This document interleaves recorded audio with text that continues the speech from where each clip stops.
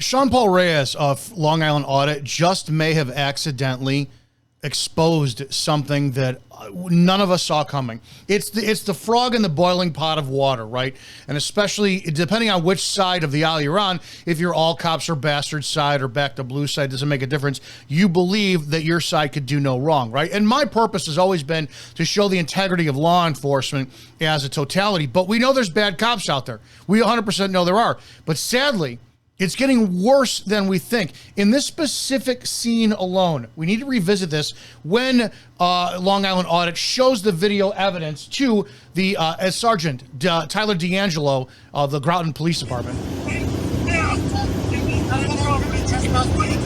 So I do agree that you're backing up, but can we just agree? So I agree that you're backing up and retreating off this property, right?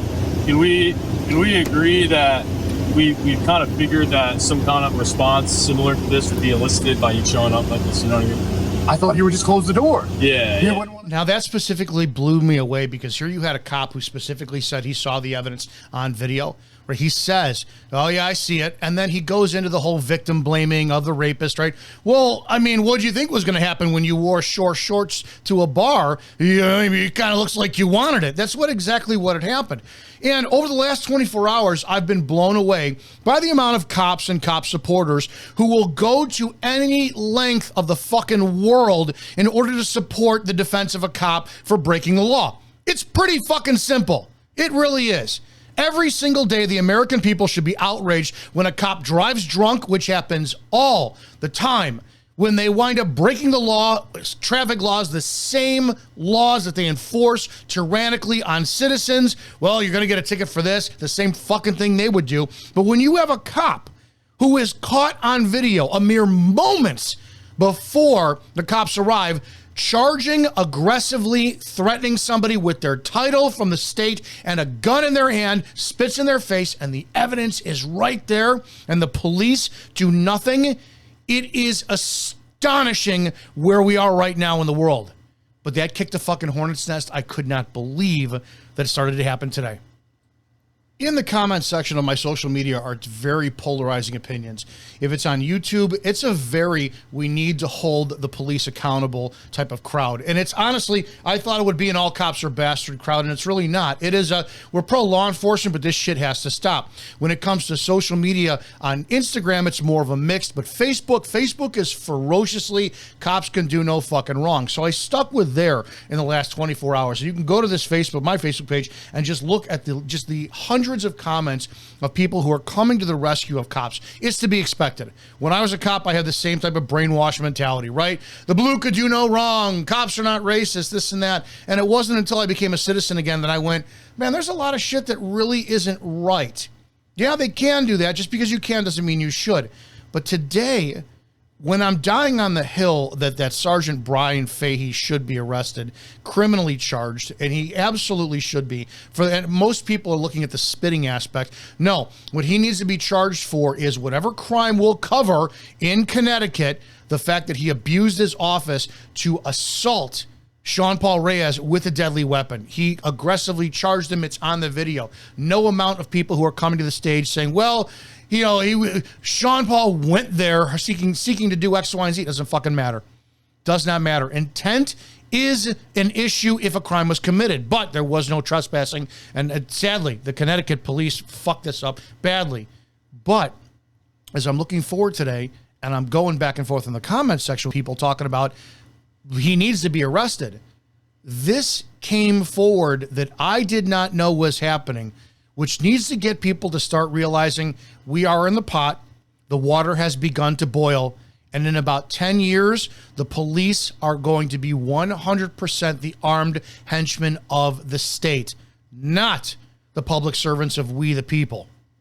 Now, if you followed my content over the last year, you've seen that I'm one of the most vocal voices that is against females as law enforcement, not for the fact that there are not women who can't do the job, but sadly, the exceptions do not disprove the rule. But we've seen over and over again that currently, where we're at in America right now, we just have both males and females completely unqualified as a generalization to serve the public. They're a group of kids who grew up with non-social verbal cues, the inability to deal with people on a personal level. They've been on their fucking phones their entire life. I said it, my generation, and I'm 50, is the last generation that actually had to go up to a girl and say, I'd like to go out with you, and face the fear of rejection. Today, we do everything by our phone. We don't have any social interaction, and then the consequence issues that come forward, right? So we have a bunch of people who are what? They're put in a realm of self-glorification. Social media does that, an echo chamber for approval. And we get the dog, Pavlov's dog, and the dinner bell. The likes, the subscriptions, the comments, they're all there. And I've said for most of the time, that right now, if department policies nationwide went around to remove cops from social media, you'd probably have about 50 to 60% of police officers who are active now quit the job and go do something else. The social standard of becoming a cop is their defining persona. They didn't take the job to become the person to serve the public. They did the job to have the uniform, to become the social status for themselves. When we get to the 30 by 30 agenda, DEI, but specifically 30 by 30, one of the greatest lies they have in the 30 by 30 agenda is simply that females use less excessive force. That's one of the tenets on the 30 by 30 agenda, which actually was created by a woman who has no law enforcement experience whatsoever. I've done content on her, but I've debunked this lie. The weaker, the more inept, you take away the ability, the less imposing, whatever you want to call it. You guys don't want the jacked up, roided out guys in the street who are intimidating. The public wanted to usher in a softer, more presentable community service type police officer. Well, accompanying with that is the ability to use force when necessary. And I know the anti-police crowd doesn't want to hear it, but guess what, guys? Sometimes police have to use fucking force. Whether or not you like it, it's a part of the job and it's a fact of life. But what happens when you have people who can't use force? They don't know how. Well, here's what we do. We justify it by always perpetuating the lie by saying cops need more training. That lie's been going on for 30 years and nothing's being done about it. So you just keep it going. It's a standard. No one will notice. Don't give them any more training. And you start to bring in, you replace people like me who are physical, tactical, trained, educated on the job, and you bring in a bunch of children who look for the reward of praise on social media and will follow any order you give them. We'll get to that in a minute. But if the standard for use of force is Graham v. Connor and objectively reasonableness, the question then bodes, well, who's it objectively reasonable by? It's by other cops. Well, when you replace, if you have 100 cops and 100 of them are all masculine, strong, foreboding, you walk on scene, you're like, man, I'm not going to test this cop. And you start to gradually replace them with females, weaker males, fat cops. You lower the standard for the power test to make it easier for anybody to get in. Now, all of a sudden, that objectively reasonable standardness changes to where across the board, it's a weaker system, a weaker group of police officers who all, like lemmings, agree in the harumph that, yeah, shooting somebody who clenched their fists at you, it's acceptable. That's the objectively reasonable standard. Then it becomes chapter and verse in the law.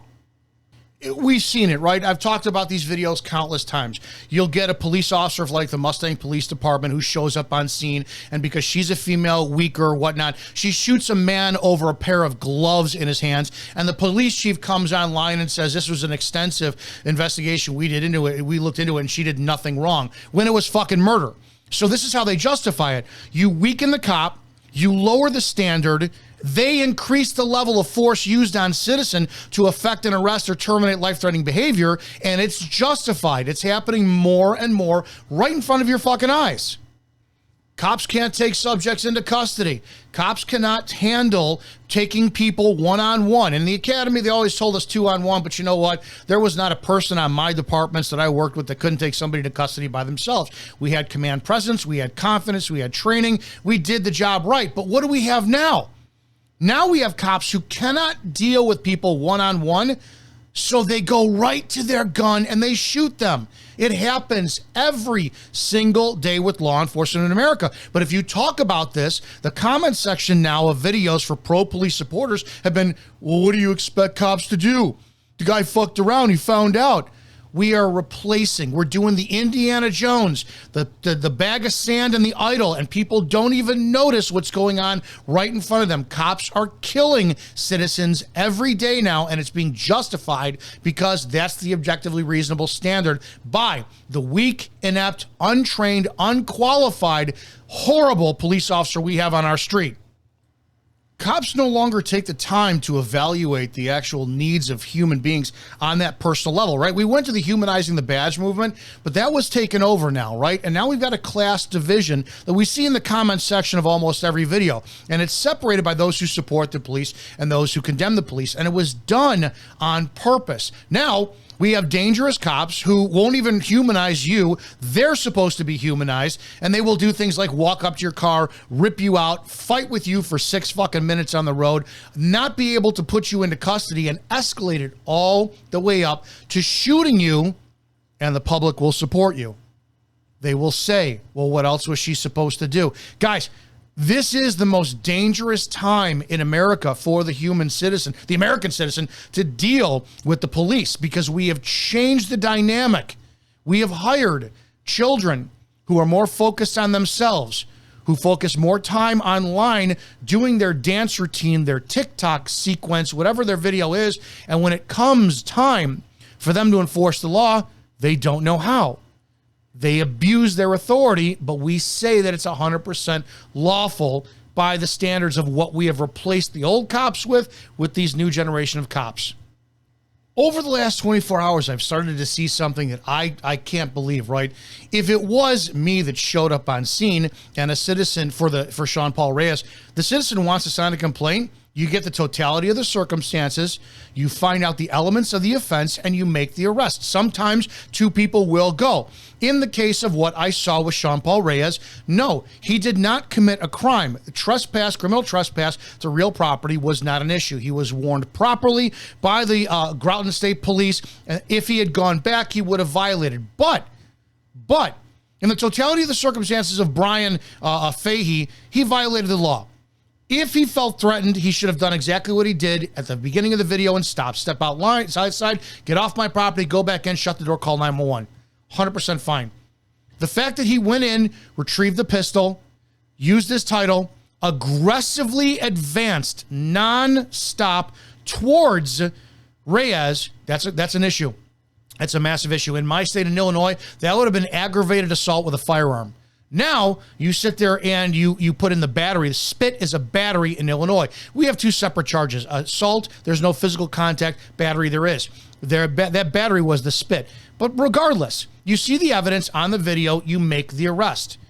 Comments like this began popping up all over in my feed today. I don't have any context for the second video, but the chick spit on the officer. That was the first. I did a video comparing a female spitting on a cop and her being taken into custody versus Shawn and nothing happening to him. Second clip didn't appear to happen in the officer's presence, so that's a no-go. Only certain misdemeanors allow for arrests outside of an officer's presence. This was the theme of today's comment section on my Instagram and my Facebook.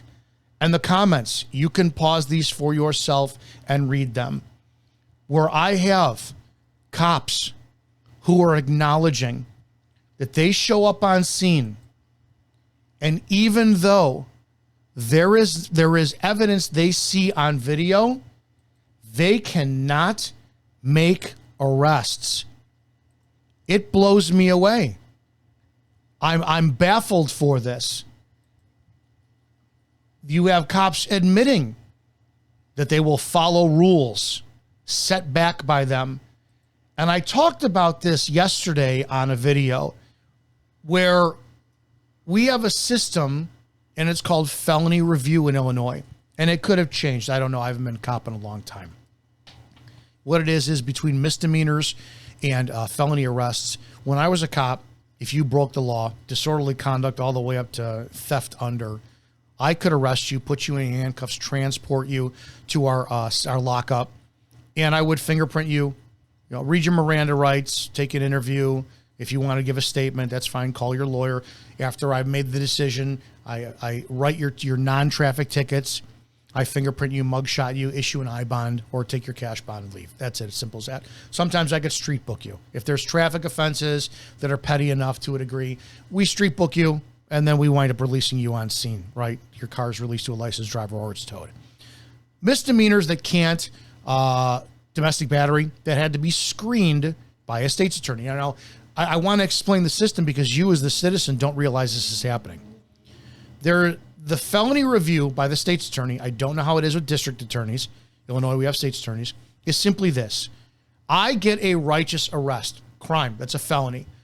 We'll use the drugs because this has happened to me quite a few times. And actually one time, this happened to me on a DUI where I arrested somebody who had 6 DUIs. This was his 6th DUI.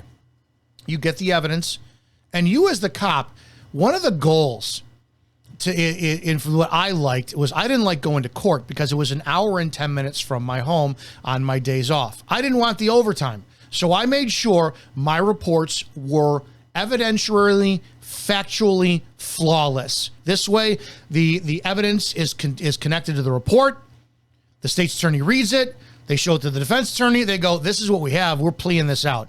I wanted it to be so righteous that there was no need for me to be on the stand. I did my job. You fucking do yours. Very simple. When you call the state's attorney and you present the evidence, this is what I have. I stopped somebody for this traffic violation. And you make sure it was something really good. Righteous speeding, 20 over, right? Severe swerving in the lane. Well, the petty offenses like failure to use a turn signal, license plate out, you wanted to make sure that if you were going to stop a car that was attached to an arrest, you had to have some really goddamn good probable cause that wasn't going to get dismissed later. You pull somebody over, whatever the case is, you do your investigation. It leads up to several ounces of cannabis back when cannabis was illegal, which I completely disagree with the war on drugs, and I think cannabis should be legalized. That's my opinion. And you have individually baggies that was a scale in the back. There were more plastic baggies in the back. There were grams of cannabis that were all wrapped in. You had the intent to deliver. You had somebody with a criminal history. He's been arrested before with a criminal with intent to deliver. You do your whole process. Now, before I cut them loose, I can't. I have to call the on-call state's attorney. Now, if it's 2 o'clock in the morning on a Friday or Saturday night, somebody who just got out of law school and wanted a job, they go to the state's attorney's office. Defense attorney's not going to hire them, but state prosecution will. That's an ever-evolving door of inexperience that they can be molded their way, sound like cops, and then they'll be released when they actually sit there, go, and they progress their career for more fucking money. But if you're the person who has to take the beeper call, back then they were beepers, the pagers we had to call, or the voicemails or the text messages, if you're the one who has to answer the call and screen all the cases in Lake County at 2 o'clock in the morning, and you have to be in bond court at 9 a.m. the next morning presenting 20 or 30 cases to the bond court judge, you don't want that fucking job. You don't want that job. You want to be out with your friends, partying with the girls at the club, it's 2 o'clock in the morning on a fucking Friday, man. You don't want that. So what are you going to do? You're only going to take cases that you know you can win to show that you have a strong prosecutorial record. You get the righteous convictions, and you climb that ladder so you could change your career, maybe go to the defense side, get out of the on-call state's attorney position, whatever it is. You don't want the cases that are just iffy. So we called it felony denial. And I can't tell you how many times that I would present something to a state's attorney, they would go, nah, knock it down to a misdemeanor, give it an I-bond. What? Are you out of your fucking mind? And there's nothing we can do because they won't do their job. Now, for some of you who are all cops are bastards, this is where you don't know what it's like to be a cop, where we do the job. We get the guns, we get the drugs, we get the shit that's off the street. We get the people who are drunk, who are driving into traffic, hitting 5 or 6 cars, running into a tree. We get them. They're a habitual alcoholic who drives drunk. You don't want them on the street, and the state says no. You guys don't see that. You don't see how it goes. So I empathize with you. But when you're a cop and you're used to this, you're like, what the fuck am I doing this job anymore for? You start to get bitter. You start to see the recidivism. You start to see the people on the street, just whatever, right? But here we go. Now we have state's attorneys, clearly district attorneys, pressuring sheriffs, brass, telling your police officers not to make arrests. And these cops are just following fucking orders and doing it. These cops are becoming domestic terrorists. I have no respect for any cop who is not publicly speaking out against this atrocity, because now it gets to the point of what Shawn Reyes just exposed.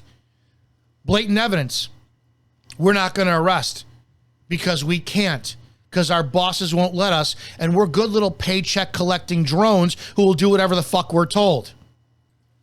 We saw this during the lockdown. We saw cops choose the paycheck and politicians over we the people. It was all in fun of them. They became domestic terrorists. How many times do we have to have the people like Patriot Barbie, Lindsey Graham, or Ian Smith arrested, or the people at the churches, beaches? We know what happened, and we quickly ignored that and went right back to backing the blue, when a lot of them, most of them, sat there and publicly acknowledged, well, got to take the paycheck, this and that. There was only one fucking cop, to my knowledge, that stood up publicly and we thought was going to start the movement to sit there and actually call for solidarity, for other cops to stand up and go, no, we are not obeying tyranny. We're staying on the side of we the people.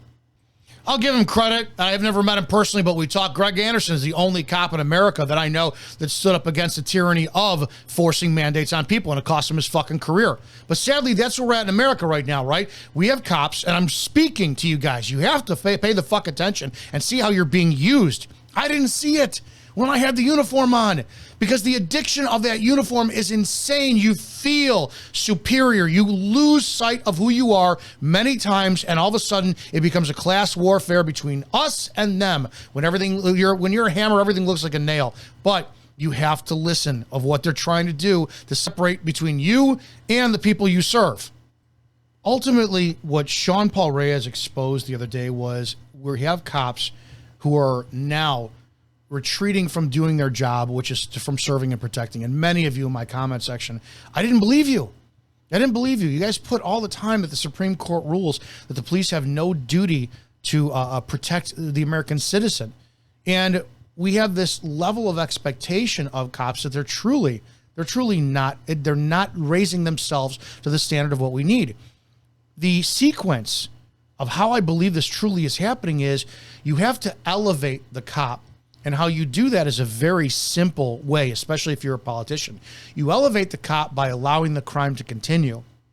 When you allow the crime to continue, or recidivism, in other words, you increase the retail theft felony from $150 when it was in my time all the way to $1,000. You allow the mobs to just sit there and take over your streets and riot and protest, and then you handicap the police, all this. When you increase that, you tap into the empathetic side of those who are on the side of the police and say, well, these are our heroes in blue. They're not allowed to do their job. They can't do their job, blah, blah, blah, blah. And these same people don't realize that these cops now, their ego is being fed and edified to a degree that nobody will ever understand unless they wear that uniform. You couple that with giving them all the freedom in the world to go online and create their own echo chamber in the form of social media where, hey, I'm a gay cop, I'm a black cop, I'm a Muslim cop, I'm a Christian cop, and I'm going to create my own audience and talk about my social issues. And because I wear a uniform now, I have a voice. You will listen to me. That's creating division. Because then how can we fault these cops? Well, that's a female cop. That's a trans cop. That's a cop who's clearly important because the base standard, the common denominator that connects them all is they're a cop. They're a cop. DEI. 30 by 30. When you do that, you're underhandedly lowering the standard of A, the quality of service you'll get, and B, the use of force that will be used on you. Grandma goes out to the store to get a fucking pack of cigarettes. Wherever she's at, doesn't use a turn signal, and because some cop is now hired and spends way too much time with the dopamine hit on their TikTok, get out of the car, pull her over, she says, huh? They rip her out of the fucking car and beat her to death, and it's completely justified. And you think, well, you're elevating this. You're creating some fear mongering. It's happening every fucking day. Every fucking day in America, we have cops who are unqualified to do the job, who are hurting people. Stop resisting, kicking on people's fucking faces, kneeling on their necks. Well, Chauvin, he didn't do anything wrong. He was trained that way. Floyd was a drug-consuming criminal. You guys vilify the criminals. And even in this country, what makes us the greatest nation in the world is even the goddamn criminals have constitutional rights. That's what makes us better than anyone. The presumption of innocence. Even if your criminal past says you're a piece of shit, you still have the same equality as everybody else in the eyes of the law. But not anymore. Class war started. And what the powers of be do so successfully is they have used the police as pawns who they'll never say shit. The paycheck and the power will always be the carrot that they chase. No cop wants to give up that fucking badge. You could speed anywhere you want, get in anything without paying a cover charge, flip open, I'm a cop, get out of any fucking traffic ticket you want. The privilege you have is insane. And the paycheck? Well, yeah, we're seeing guys who are making $150,000, $200,000 a year to do what? Fucking stand there and do nothing. They're not going to give that up. They're not going to bite the hand that feeds them, but they're going to bitch and moan in the private spaces of their squad rooms, car to car, in my comment section, in my fucking DMs, complaining about shit, but they'll never come out of the woodwork and talk about it because they also, on the other end of the spectrum, love the praise the public is giving them. Oh, I back the blue. I back the blue. That same fucking public they will turn on the second they feel slighted by them. But what they won't do is now, we see they won't protect them. You got the shit beat out of you? I didn't observe it. I'm not allowed to arrest you or the victim or the fucking offender. I'm not allowed to beat you. They've weakened the police. TikTok cops. 30 by 30 agenda. That in itself should terrify you. They put you in a position where they can kill you, and it's justified because of objectively reasonableness. If I'm 5'7", if you have 20 cops who are 6'3" in a department and they all place, I don't know, the ILCS statute books on a shelf that's fucking 7 or 8 feet tall, that's fine. But if they hire a bunch of 5'7" fucking cops and we say we all need stools to get on there, the department has to pay for fucking now 20 stools. Well, that's reasonable because all of our cops now are shorter men who can't reach the top fucking shelf. What do you think they're going to do? Well, we don't have 6'3" in shape, tactically trained cops who can go up to somebody and put them in cuffs without bouncing their head off the squad car and laughing about it, without tasing them, without shooting them, without sitting there going to their pistol at a gas station because their fat, out of shape partner can't take them into cuffs and she's fucking female and says, I don't know, I have to shoot you. This is where we're at in America. Cops are getting out of the stage of serving you because the state won't let them, their command staff won't let them. And at the same time, while they don't serve you anymore, their ability to kill you is increasing. In my opinion, as sensational as this is, as dramatic as this is, I don't think it's a fucking joke. I think Shawn Paul Reyes of Long Island Audit absolutely exposed a glaring problem in America, which is cops. We have elevated them. We have started a class war in the comment section between those who support the police and those who condemn the police, and they're going at it. And when they're so busy going at it, neither side sees that the police are becoming the armed henchmen of the government and no longer the servant of we the people. It's there. It's coming. It's going to be a time where it is judge, jury, and executioner. And you're seeing this more and more when we have cops that are not being held accountable. They're not being removed from job. They're being allowed to resign, go to other departments. They're not being criminally charged. We haven't. We had the Waveland police officer, Joseph Joffrey, completely admitting and exposing his inept guilt on video in a 2.5-hour deposition. And what happens? He gets assigned to training new officers. I don't know what the solution is, but I know damn well we need to start looking at this. Today, one of the biggest glaring problems in America we have is cops admitting that they can no longer keep the peace and serve the public because their fucking handlers will not let them. And the only people to blame are the cops. We need more Greg Andersons out there. We need more cops who will step up while they're employed and will call out the bullshit that goes on in the departments. Take it from me, from personal experience, it will cost you your career. But if you wait and you resign and you retire, then you talk about the issue, there's no honor in what you do. I'm hoping that I'm completely wrong about this, but I don't think so. And I look forward to seeing what you guys have to say in the comment section, and I hope you're all safe.